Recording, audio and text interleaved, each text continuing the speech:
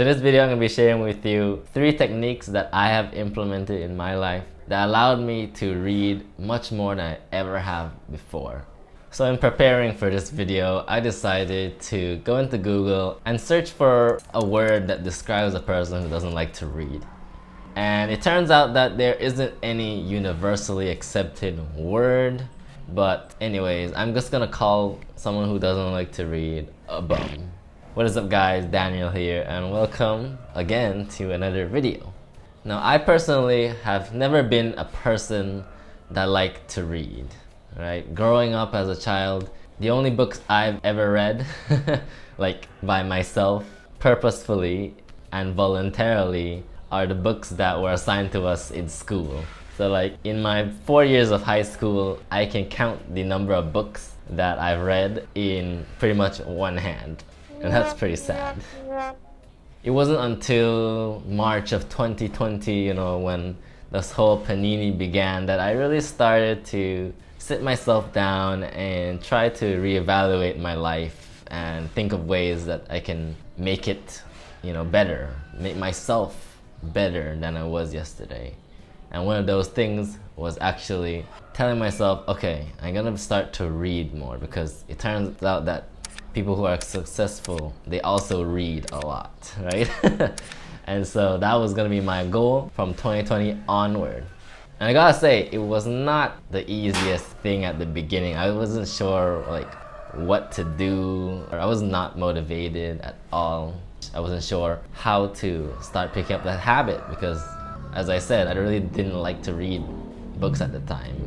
Text was boring to me. I was pretty much more interested in visual, in terms of pictures and video. And so I started to experiment with different methods and techniques to try to get myself to read more. And now, right this very moment, I can comfortably and confidently tell you guys that I've been able to read at least 2 books minimum every month. And if you do the math, that's like 24 books more or less a year. And boy, has my life changed as a result. So in this video, I'm going to be sharing with you 3 techniques that I have implemented in my life that allowed me to read much more than I ever have before. And if you stick to the end, I'm going to be sharing you a bonus tip that kind of brings everything together, and it might change the way you see reading forever. And so let's dive right in. So the first thing you're going to need to become an avid reader is to have a source of recommendations and a source for books. Having people around you that are also interested in reading, by finding books, being recommended books, whether that be from family, friends, or even strangers on the internet, will greatly benefit you when it comes to just getting started. I have to shout out Edrico. I don't know if you're watching this, but shout out to you. You've been that person for me. And we have pretty much similar tastes in literature, and so I've been truly grateful. And thank you for being that person to inspire me to read more. So apart from recommendations, you're actually going to need a place to actually find books. And if you're lucky enough to have a library in your area, I know there's certain libraries where if you have an ID or some school affiliation, you can go there and just borrow as much books as you want.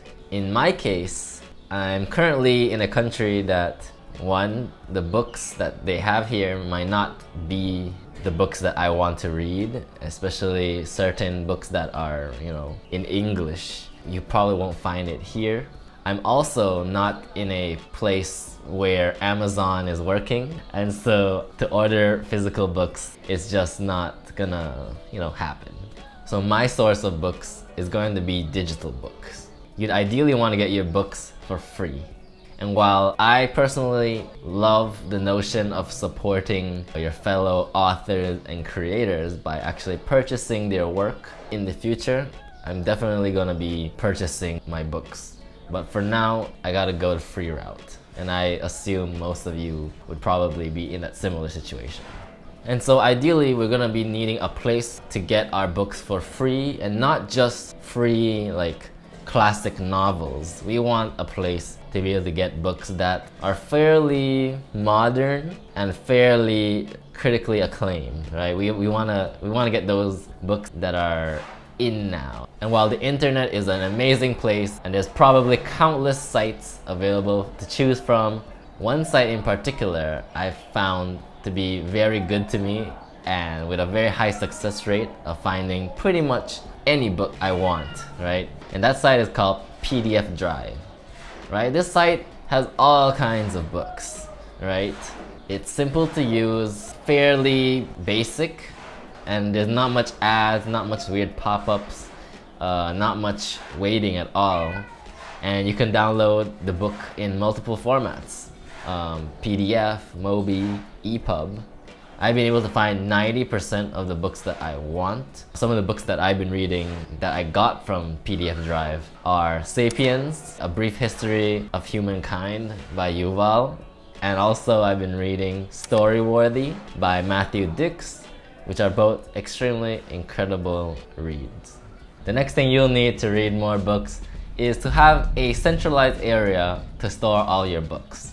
Now this mostly applies to people who are reading digital books because as nice as it is to hold a physical book in your hand and actually touching the pages and flipping it, there's a limit to the amount of physical books that you can physically carry. And so that's where the pros of digital books comes in. They weigh nothing, they don't take up any space.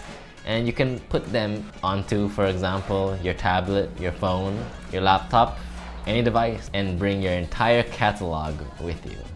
I personally recommend you get a tablet to read just because it resembles a book the most and it's relatively portable.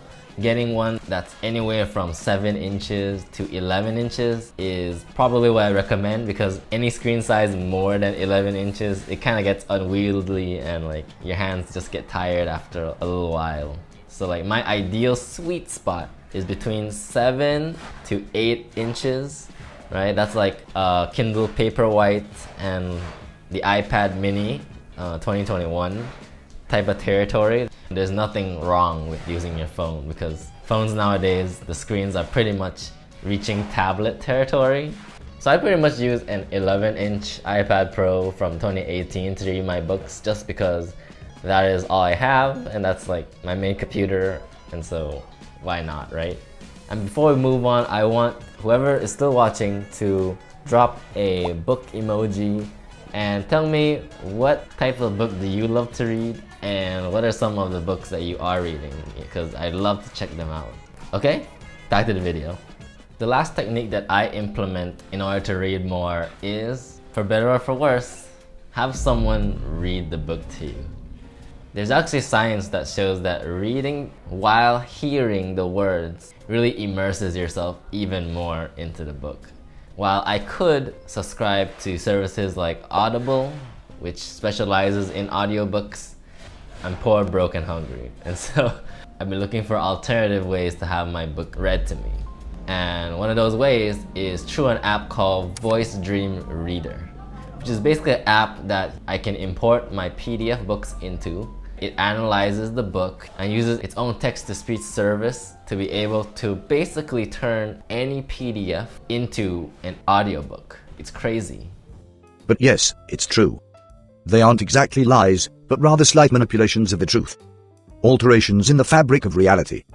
Shifts in time and space. And before I go on, yes, this is a paid app. I believe it is this price. But for someone who uses it pretty much every day and have all my books into it, it really pays for itself. And sometimes I don't have the time to sit down and look at a screen to read. Sometimes I'm doing mundane tasks like washing the dishes or like out commuting, and the ability to turn any text PDF into an audible form of content to consume, enjoy it without actually having to look at the screen. There are two benefits of this app that really add to the experience. One, it actually parses the book into its chapters, which is something that I find really cool. Like, not all PDF books will have their individual chapters indexed. And so this app somehow magically is able to parse the book And so that means you can be able to jump to specific sections without having to go to the first page and like try to figure out what page a certain chapter is on.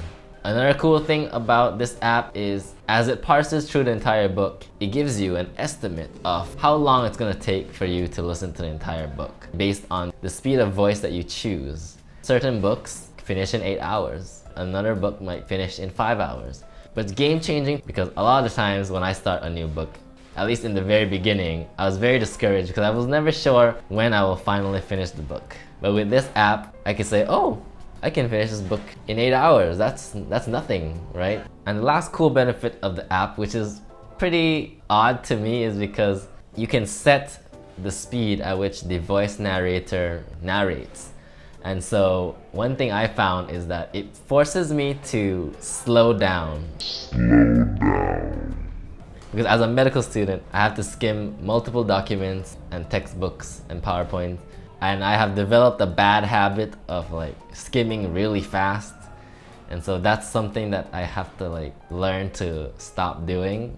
And this app, by reading it at its pace, it forces me to conform to the speed and actually take in what's being read instead of just jumping all over the place and skimming everything. And now for the bonus tip. Now this tip is less of a tangible tip and more like a mindset shift. Because back in the day, I used to think that when I start a book, I would have to finish it. Even though probably halfway through it, I realized this book is just not for me. And it wasn't until I came across one of Ali Abdaal's videos where he told us to treat books like blog posts. He called it the blog post mindset, right? And what that basically means is, you know, when you read articles on the web, you read it and like if it's not interesting to you, you could just shelve it and move on to the next article. So treat books like that. You're not obligated to finish a book once you've started it. If it really doesn't speak to you, it's okay. Close the book and move on. I now read to satisfy my genuine curiosity.